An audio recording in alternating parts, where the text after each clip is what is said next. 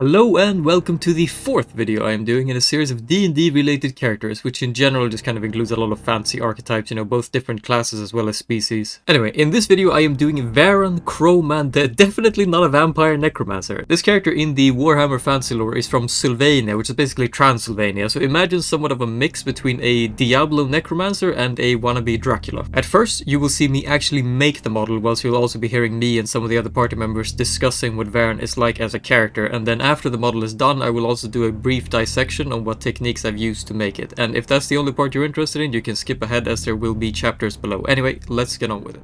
We're back at it again. We have a few people in the call, including the main character, but again, the important ones are Harry, the Dungeon Master, and then the party's human-ish evil necromancer, Veran, Crowman. Do you want to introduce yourselves? Okay. I guess courtesy would have me give way to Harry. No. I'm holding the door open for you.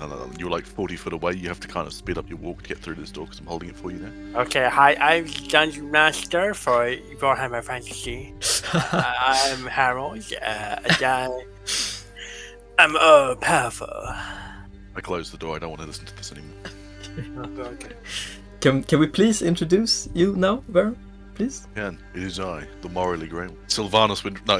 Alright, okay, alright. What do you play? What's your class? What's your subclass? I am a human, quotation marks, wizard. Quotation With marks. If you want to be exact, it's School of Necromancy, is it? Well, we're not being exact because if we were, and we were being true to form, for a guy that plays a class immune to disease, Roll gets sick a lot. Oh. Very true. Why did you pick School of Necromancy for Veran?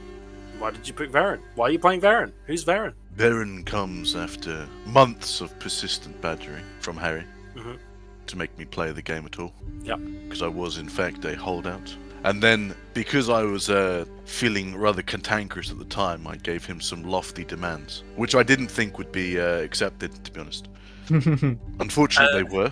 Yeah, as it turns out, they weren't very lofty demands. You just thought they were. He acquiesced to my requests, and many months later, here we are. With a baby. Down the line. What were the demands? You'll find out in due time. Okay, Yeah. alright. Can we have a little sample? Because I didn't ask you this earlier. Can we have a sample of Veran's... Because Veran from Sylvania, which is just, the Warhammer, equivalent of Transylvania, so, you can probably predict what he's going to sound like, but can we have a little sample? Why do you have to hear what I sound like when I come from such a beautiful land? There you The go. party may not feel the same way, but it is Yeah. what it is. Yeah. Okay, so, as per usual, as is tradition, everybody has a tragic backstory. Can we have a summary, please? Veran knew both of his parents and grew up with a very relatively normal childhood. He was born on a boat, he had two siblings, both of whom are still alive. But when His do mother's still alive as well. when do they all die? This is he's just reading the notes. They don't. That's the cool thing. His siblings are still alive, his mother's alive and doing well. His brother's alive, doing well. See, His sister's alive, not doing well. you're telling me That's that the absolute edgiest member of the party is the one who does not have a bunch of dead family members. Well, his dad disappeared. Okay, well that's something at least. He went to go get straw and never returned. Sylvanian milk. Yep, he had a couple of good friends as well when he was a kid, and nothing went wrong with them either, to be honest. For Sylvanians then. They probably I mean- all had 18 legs or something, Yeah, that's- How did the character actually come to join the party? how deep dive do we go with that? Let's not go too deep dive. I mean, I don't think this is a complete lexicon. Veran was in the city prior to the party. Carlsbrook. Already. Yep, Carlsbrook once again. However, he wasn't in the city when he met them. And in fact, he didn't even meet all of them at once. Some of them he never even met. Because they died before he met them. Breakthrough. And some of them died 10 minutes after eating him. Yep. There's nothing quite like camaraderie on the road. And he met Sorol. The main character. No, I'm the main character. I'm the main character. It's me. It always has been. Okay. That was my demand. Rol, Gunnar, and Hamhunch, the men of resolute minds, with the testicles needed to put down a creature of great evil and malice.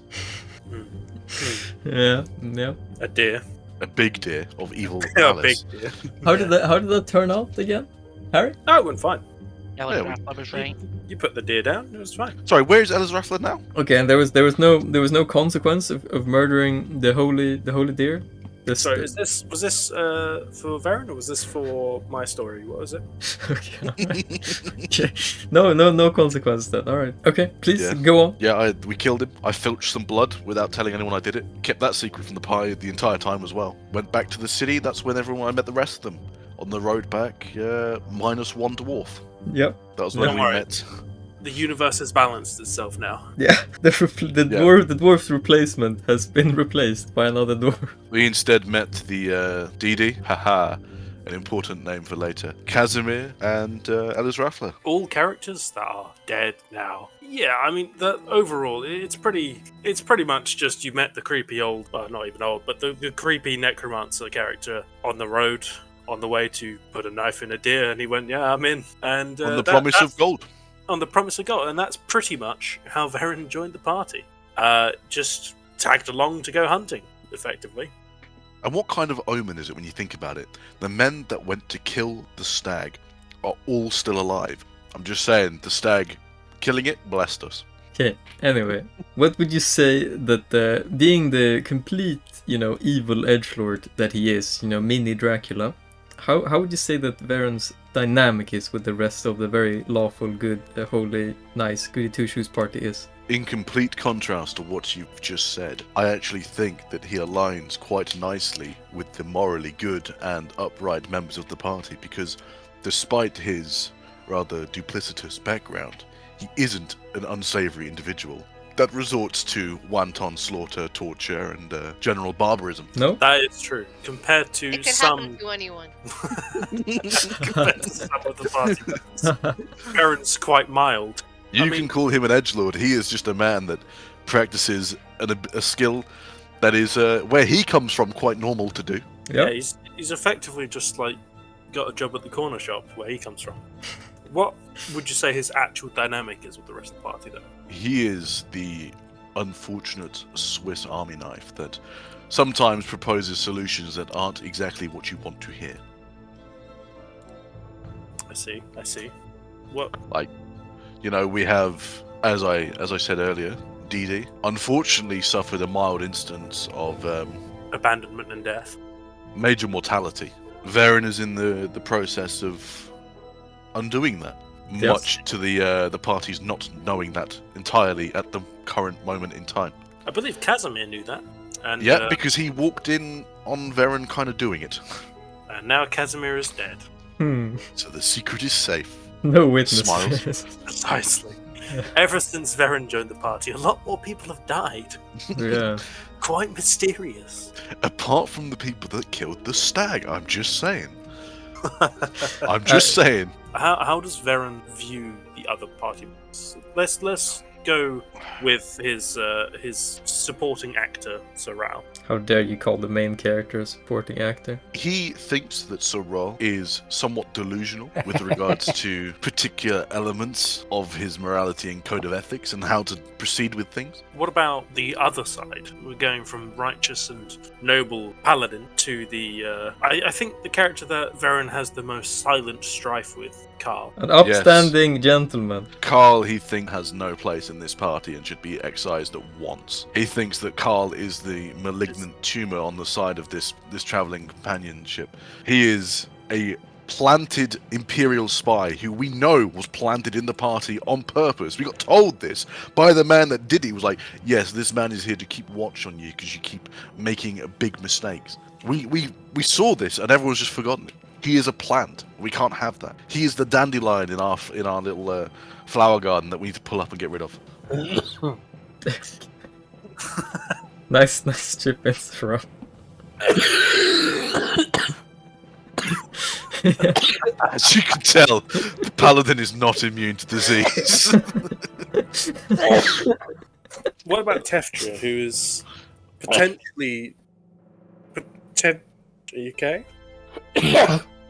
Potentially a moral guideline for the party, a Shalian priest, which is pretty much the antithesis of a necromancer.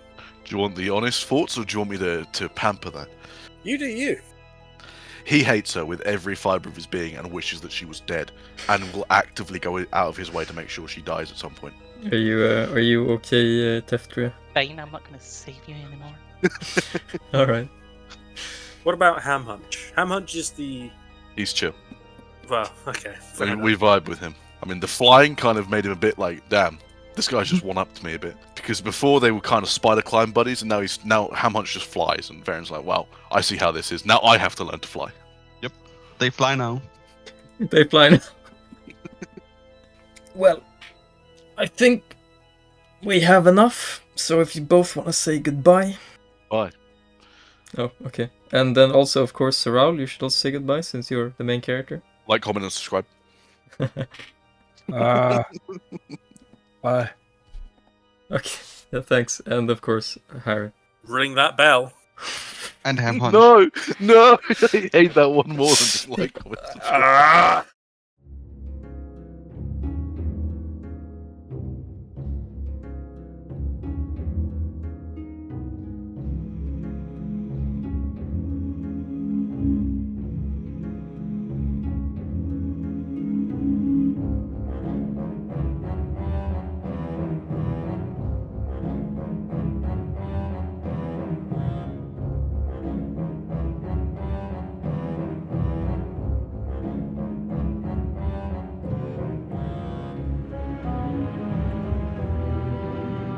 So, before anything else, you might ask, why is this character so, like, plain? I mean, why am I not using any of the new gear, like this Royal Waistcoat stuff? I mean, surely this Royal Waistcoat gear would be, like, the best set to use for, like, this kind of little vampire lord character, right? I mean, if I just try to smack this on quickly, let's see what happens. Yeah, I mean, this looks good, right? Like, if I color this appropriately, that would look cool. And the reason is largely twofold. Partially, it's just because this model was made before the Royal Waistcoat set came out. But partially it is also because this character needed to have certain plain surfaces on him, because this Sylvanian banner here, I needed this to have on his chest. That was an important part of the character, and because of that I did not really have the option to... I needed a chest piece that looked plain, that had like this big black flat surface that I could work on. Not that this football's tunic actually has that either, but I've clipped two different chest pieces together here, as you can see. I mean, there's a lot of layering going on here. You can actually see a very subtle line here of where the layering adds up, but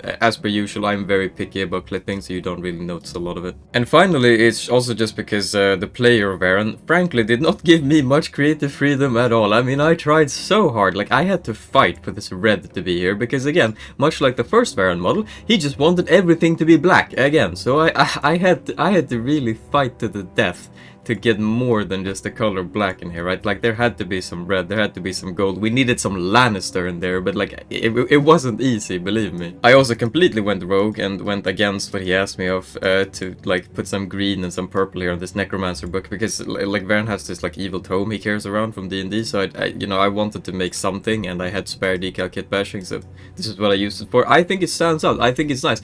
I think it contrasts with the rest of the model. Now, he may not agree, but like, okay, I'm the one who's making the model, alright? Anyway, aside from that, there's a lot of tricks I've used here. Like, for once I've used my happy little snowball glitch here to have like his hand stretch out, because again, this model is meant to like be looked from above, so like from top down, this is kind of what Veran looks like in Roll20, right? So I wanted this hand to be very distinct, it needs to stand out from the rest of all the black, and it's the evil caster hand, it's a Necromancer, it makes sense. And then you have the red glow underneath it, which in turn makes it look like there's kind of like, you can see the red glow against the edges of the fingers, which is also picked up very nicely in the Roll20 filter that we use later, so it stands out very nicely. And of course we have some very subtle horn hair going on here. This is because I wanted that like Diablo Necromancer look going on, with like hair like flopping down both in front of and behind the ears. Like if I cancel all the horn posing, you'll see, or hold on. If I remove all the horns, you'll see that it looks a lot more generic all of a sudden. Like, yeah, there goes all that hair, custom hair that's hanging down on the front of his ears is all horns. So yeah, now you can see it come back. But